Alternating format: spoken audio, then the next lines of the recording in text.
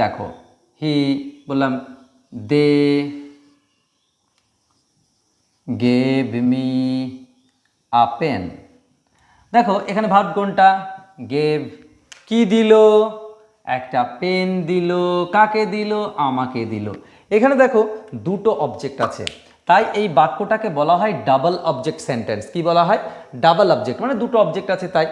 আর যখন কি দিয়ে প্রশ্ন করছি, কি দিল? পেন দিল, এটাকে বলা হয় ডাইরেক্ট অবজেক্ট। মনে থাকবে, এটাকে বলা হয় ডাইরেক্ট অবজেক্ট, কারণ কি দিয়ে প্রশ্ন করে এসছে। আর কাকে দিল? আমাকে দিল, তখন এটাকে বলা হবে ইনডাইরেক্ট অবজেক্ট।